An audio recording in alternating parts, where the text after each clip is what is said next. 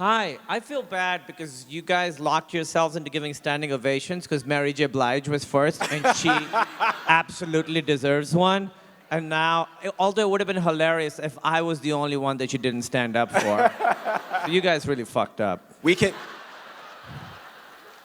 have you come back out. We can start over and just let everyone just sit down and just so you can experience the awkwardness of it. Yeah, man, how awkward would it be to not get a standing ovation? My problems are real. The struggle is real. By the way, you've done a great job of signaling to everyone to stay in their seat before you roll the clip. Really great. Subtle, but firm. Everybody tries to get up.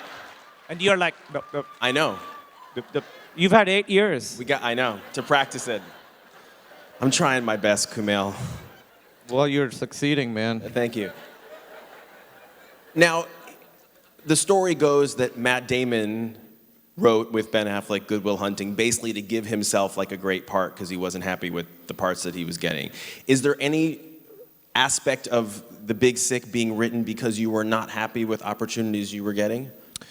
No, honestly, Emily and I, we just really wanted to tell this story, and we were like, honestly, I was like, I want to see this movie, and nobody else can make this movie.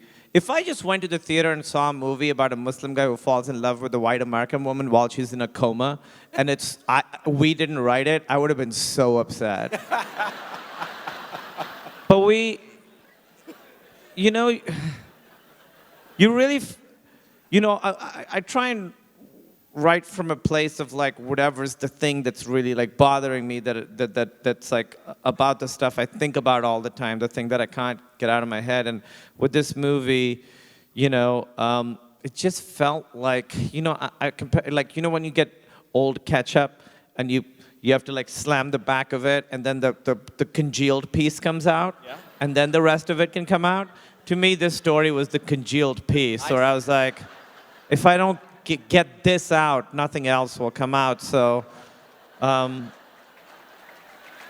makes total sense. Yeah. And it's been amazing to be able to write it with Emily. It's what a gift. What was it like on the day where you had to sit with your wife and write together the scene where you broke up? We actually never wrote in the same room, which was very good. We would write separately. We would send drafts back to each other. We would write scenes. We would sort of look at it and be like, I want to write these first. And she would be like, I want to write these first. And then we would write the first draft, send them to each other, rewrite each other's stuff, send them back. So, it was really interesting when I wrote the breakup scene, and I was like, I'm making some great points in this, and sent it back to her. And then suddenly, when I got the rewrite, Emily had some great points as well.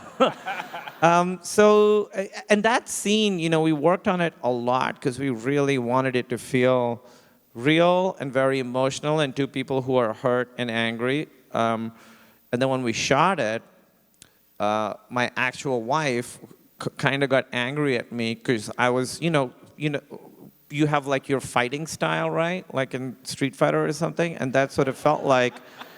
She was like, oh my God, you're going into that mode that you go with me. I'm like, yeah, that's what we're doing now. We're recreating each other's modes.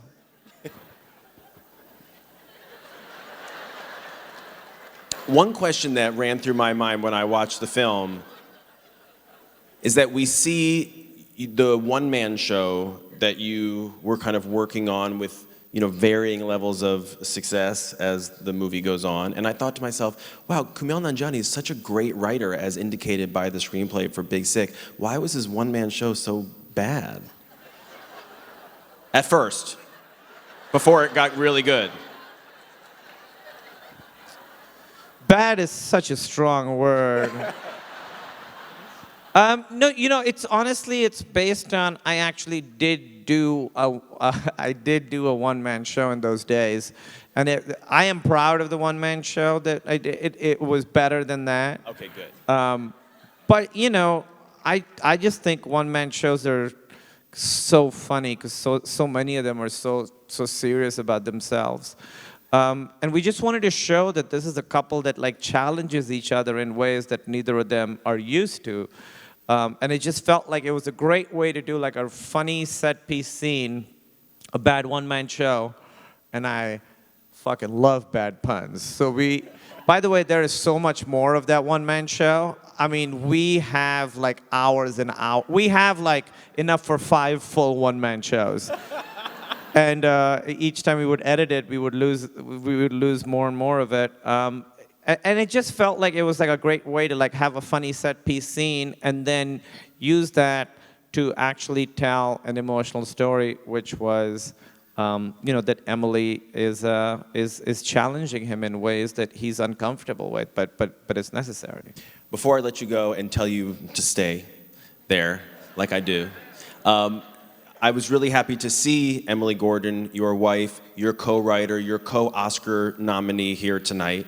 And we did an event a couple of weeks ago. Hi, Emily. We did an event a couple weeks ago where she came to the Q&A. Basically, she said to the audience, I just came from the hospital, like, still dealing with my illness, came straight from there to this Q&A. Can you give us all a status report? How's she doing?